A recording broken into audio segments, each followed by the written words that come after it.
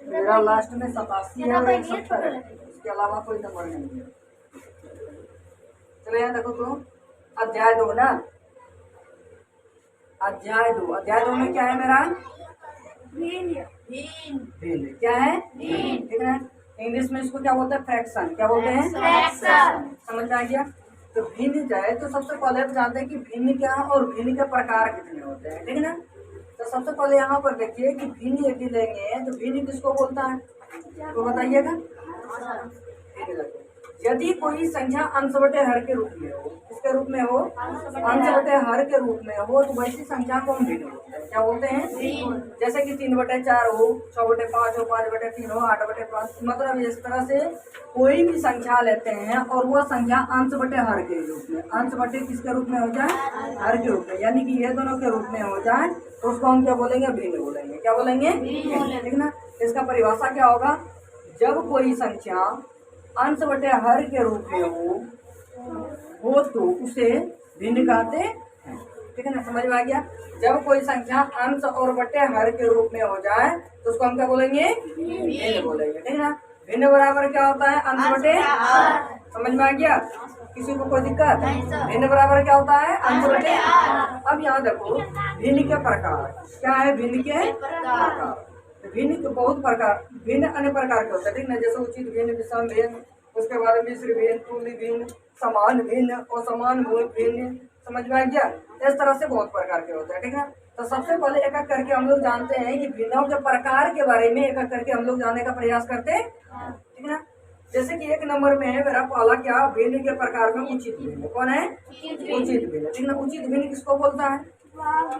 यदि किसी भिन्न में, यहाँ देखो, यदि किसी भिन्न में अंश का मान हर के मान से छोटा हो जाए, क्या हो जाए? अंश का मान हर के मान से छोटा हो जाए। जैसे कि यहाँ पर नियम 2/3, क्या ले लिया हम? 2/3 ले लिया, तो अंश मेरा क्या हो गया? छोटा हो गया, अंश छोटा हो गया और हर क्या हो गया? मेरा बड़ा हो गया, ठीक है ना। उसके बाद ले लेते हैं दूसरा, मान के चलो कोई भी आप भिन्न ले लो। जैसे 9 ले लेते हैं 12, 9/12, तो 9 लिए तो 9 क्या हुआ? मेरा छोटा हो गया। क्या हुआ? छोटा, और हर क्या हुआ? मेरा बड़ा हो गया। तो यदि अंश हो जाए छोटा, अंश क्या हो जाए? छोटा हो जाए, और हर क्या हो जाए? बड़ा हो जाए, तो हम उसको बोलेंगे उचित भिन्न। क्या बोलेंगे? उचित भिन्न। समझ में आ गया? किसी को कोई दिक्कत? क्या बोलेंगे परिभाषा? यदि कोई पूछ लिया उचित भिन्न क्या है तो क्या बताएंगे कि वह भिन्न जिसमें अंश का मान हर के मान से क्या हो? छोटा हो। क्या हो? अंश के हर के मान से क्या हो? अंश का मान छोटा हो, उसे उचित भिन्न कहते हैं, ठीक है ना। या तो ये भी बोल सकते हैं वैसा भिन्न जिसमें अंश छोटा हो तथा हर बड़ा हो, हर बड़ा हो, उसे क्या बोलते हैं हम? उचित भिन्न। क्या बोलते हैं? उचित भिन्न। समझ में आ गया? किसी को कोई दिक्कत? चलिए पढ़िए तो बोलिए। वह भिन्न जिसमें अंश का मान हर के मान से छोटा होता हो उसे उचित भिन्न कहते हैं। जैसे 2/3 2/3, तो 2 यहाँ जो हुआ तो 2 क्या मेरा? छोटा है, और 3 मेरा क्या है? बड़ा। यानी ऊपर वाला जो रहेगा, ऊपर वाले को क्या बोलेंगे? अंश बोलेंगे, नीचे वाले को क्या है? तो अंश में यदि छोटा हो गया, अंश क्या आ जाए? छोटा, और हर क्या आ जाए? बड़ा, तो क्या कहलाता है? वो उचित भिन्न। समझ में आ गया? उसके बाद 7/8, तो ये क्या हुआ? छोटा हो गया, और 8 क्या हुआ? बड़ा, तो उचित भिन्न। 5/4, तो ये अंश छोटा और हर क्या हो रहा? बड़ा, ये उचित भिन्न हो गया। समझ में आ गया? किसी को कोई दिक्कत? नेक्स्ट चलते हैं, तो नेक्स्ट में क्या है? विषम भिन्न। क्या है? विषम भिन्न। उचित भिन्न का जस्ट उल्टा होता है विषम भिन्न। क्या होता है? जस्ट उल्टा। उसमें क्या था? अंश छोटा होता है, इसमें अंश बड़ा होगा और हर क्या होगा? छोटा होगा। समझ में आ गया? चलिए पढ़िए तो। वह भिन्न जिसमें अंश का मान हर के मान से बड़ा हो। जैसे कि 9/7 ले लिए, तो 9/7 ले लिए तो 9 मेरा क्या हुआ? बड़ा हो गया, और हर क्या हुआ? मेरा 7 छोटा हो गया। छोटा हो गया ना। तो यदि अंश बड़ा हो जाए, अंश क्या हो जाए? मेरा बड़ा हो जाए, और हर मेरा छोटा हो जाए, हर क्या हो जाए? छोटा हो जाए, तो उसको हम बोलेंगे क्या? कौन भिन्न? विषम भिन्न। कौन भिन्न बोलेंगे? कौन भिन्न? विषम भिन्न। समझ में आ गया? यदि अंश क्या हो जाए? बड़ा, अंश क्या हो जाए बड़ा और हर क्या हो जाए छोटा हो जाए। तो वैसे भिन्न को हम लोग क्या बोलेंगे विषम भिन्न। क्या बोलेंगे विषम भिन्न। समझ में आ गया। तो इसका परिभाषा क्या बोलेंगे, वह भिन्न जिसमें अंश का मान हर के मान से क्या हो बड़ा हो, क्या हो बड़ा हो, उसे क्या बोलते हैं विषम। समझ में आ गया, किसी को कोई दिक्कत? ठीक। नेक्स्ट में चलिए 3 नंबर में। तो 3 नंबर में क्या मेरा मिश्र भिन्न क्या है?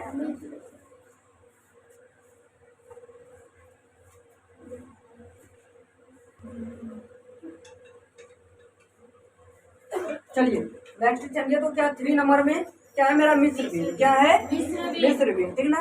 तो मिश्र भिन्न किसको बोलता है? ठीक है, पूर्ण संख्या और एक उचित भिन्न, यानी कि एक पूर्ण संख्या ले लेंगे। क्या लेंगे? एक पूर्ण संख्या और दूसरा क्या उचित भिन्न संख्या के संयोजन, यानी कि एक पूर्ण संख्या और दूसरा उचित भिन्न को यदि संयोजन मिला देंगे तो उनसे मिलने वाले संख्या को क्या बोलेंगे मिश्र भिन्न। क्या बोलेंगे मिश्र भिन्न। समझ में आ गया। जैसे कि यहाँ देखो पूर्ण संख्या मेरा क्या हुआ 3 हो गया। क्या हुआ 3 हो गया। और उसमें फिर 2/1 हुआ, तो ये 2/10 एक क्या हुआ मेरा एक भिन्न हुआ। क्या हुआ एक उचित भिन्न। समझ में आ गया। उचित भिन्न लेंगे। कौन भिन्न? उचित भिन्न। उचित भिन्न ले लिए तो यहाँ पर उचित भिन्न लेंगे तो अंश में क्या होगा हमेशा, एक मिनट, अंश में छोटा होगा ना। तब यहाँ तो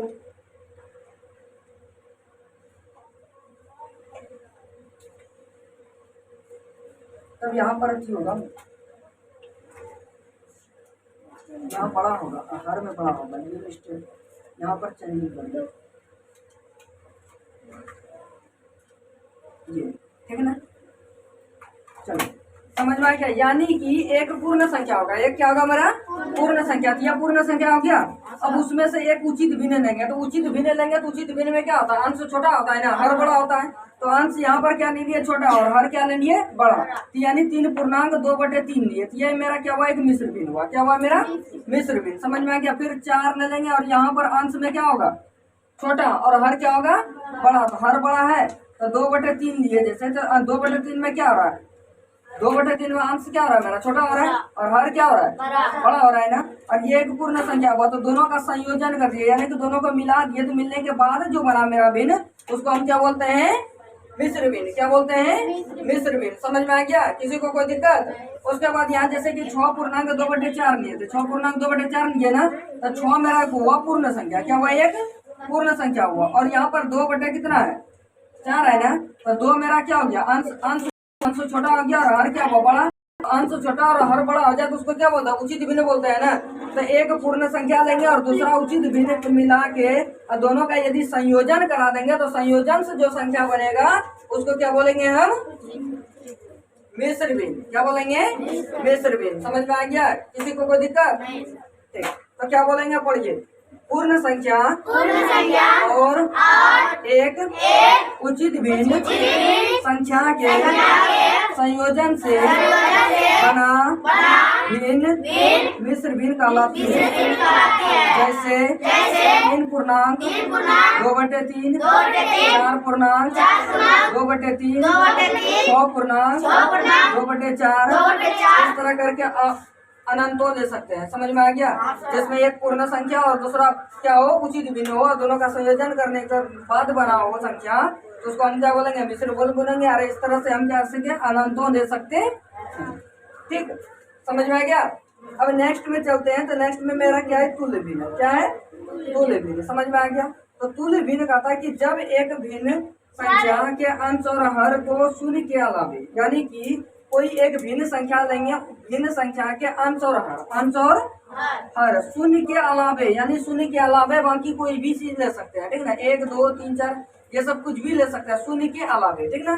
तो जब एक भिन्न संख्या के अंश व हर को शून्य के अलावे अन्य एक ही संख्या से गुणा कर दे। एक ही संख्या, जैसे कि यहाँ पर मान के चलो कि 3/2 है मेरा। क्या है 3/2 है।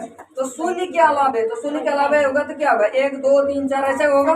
तो यानी कि अंश को भी वही संख्या और हर को भी वही संख्या से गुणा कर दें तो हम उसको क्या बोलेंगे तुल्य भिन्न। क्या बोलेंगे तुल्य भिन्न। जैसे कि यहाँ 3/2 हुआ तो 1/1 से गुणा किए, अंश में भी 1 और हर में भी 1, तो एक ही संख्या है ना।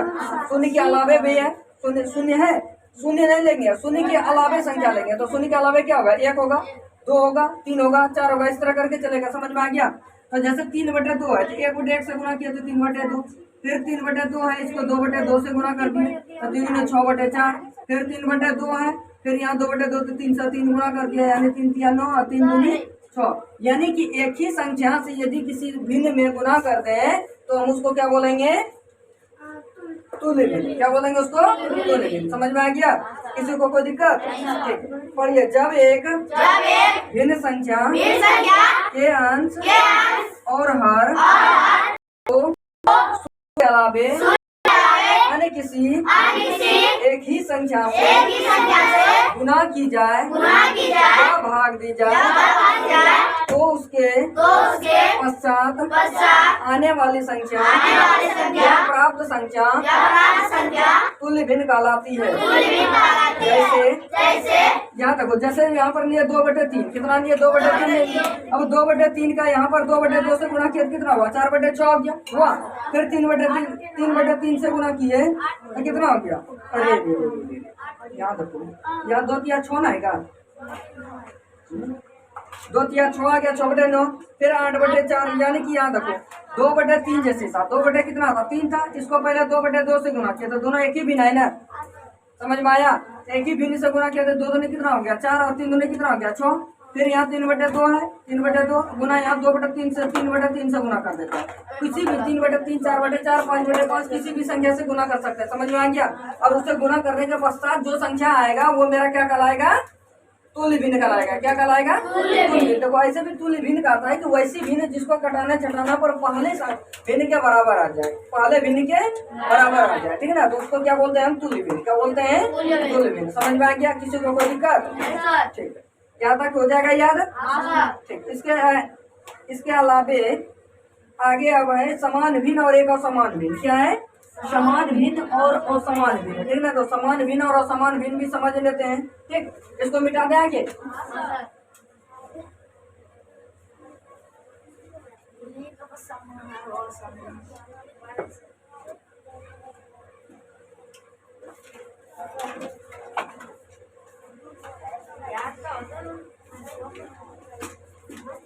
समान भिन्न और एक, चलिए देखिए क्या है अब समान भिन्न। चलिए लिखे तो चौथा नंबर हो जाता ना, 5वां नंबर।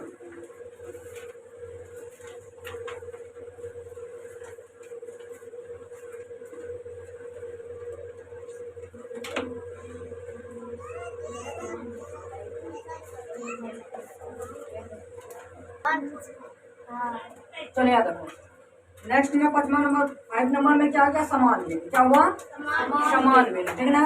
सामान्य भिन्न कहा जाता है कि जब 2 या 2 से अधिक भिन्न हो जिसमें हर समान हो। 2 या 2 से अधिक भिन्न लेंगे जिसमें हर क्या हो जाए, समान हो जाए, तो उसको हम क्या बोलते हैं, समान भिन्न। क्या बोलते हैं, समान भिन्न। समझ में आ गया। जैसे 2 या 2 से अधिक भिन्न, जैसे यहाँ पर लिए 2/9, 3/9, 8/9, 6/9, 16/9, तो 2 से अधिक भिन्न है ना, 2 से अधिक भिन्न है, लेकिन सबका हर क्या है मेरा, समान है, यानी बराबर है। तो सबका हर यदि बराबर हो जाए तो उसको बोलेंगे समान भिन्न। क्या बोलेंगे, समान भिन्न। और यदि हर बराबर न होगा तो असमान भिन्न। क्या बोलेंगे, असमान भिन्न, ठीक ना। चलिए पहले समान भिन्न समझते हैं कि वैसी भिन्न, वैसी 2 या 2 से अधिक भिन्न, जिसमें हर समान हो। जब 2 या 2 से अधिक भिन्नों में हर समान हो तो उसको हम क्या बोलेंगे, समान भिन्न। समझ में आ गया। और असमान भिन्न, असमान भिन्न कहता है वैसी 2 या 2 से अधिक भिन्न जिसमें हर असमान हो। हर क्या हो, असमान हो, असमान भिन्न कहलाती है। जैसे यहाँ 2/7 क्या लिए, 2/7, फिर 3/9 तो हर बराबर है, फिर 4/5 हर बराबर है, तो सबका हर क्या है, अलग अलग है ना। तो सबका भिन्न यदि हर अलग अलग आ जाए तो उसको हम क्या बोलेंगे, असमान भिन्न। क्या बोलेंगे, असमान भिन्न। समझ में आ गया। नेक्स्ट में है सरलतम भिन्न। क्या है, सरलतम भिन्न। अब सरलतम भिन्न किसको बोलते हैं, देख लेते हैं। सरलतम भिन्न कहता है कि भिन्न का वह रूप, भिन्न का वह रूप जिस हर में के अलावा कोई ना हो। यानी कि अंश और हर लेंगे तो उसमें एक के अलावा कोई वनिष्ठ संख्या ना हो, यानी कि अन्य कोई संख्या से वो ना कटे, ठीक है ना। तो ना कटे तो उसको क्या बोलते हैं हम? सरलतम भिन्न। क्या बोलते हैं? सरलतम भिन्न। जैसे कि हमें 3/5 लिए, तो इसको 1 के अलावा किसी से भी काट सकते हैं? नहीं। इसके बाद 7/3 1 के अलावा किसी से कटेगा? नहीं। 5/3 1 के अलावा कोई इसका वैनिष्ठ गुणनफल है? या कट सकता है? नहीं ना, तो नहीं कट सकता। तो ऐसे भिन्न को हम क्या बोलते हैं? सरलतम भिन्न। क्या बोलते हैं?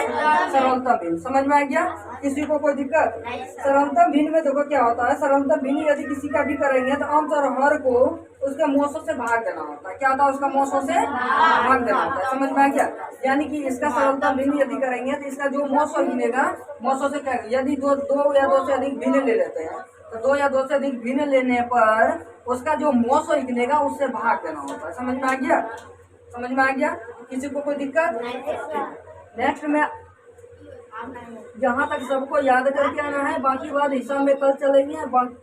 और ये सब बना के देखना उदाहरण से यदि बन जाता है तो बना लीजिएगा, यदि नहीं बनता है तो छोड़ दीजिएगा। लेकिन यहाँ जो लिखाई है 6-7 को लिखाई ना, ये 7 और प्लस में 1 वहाँ, तो 8 को हो गया टोटल।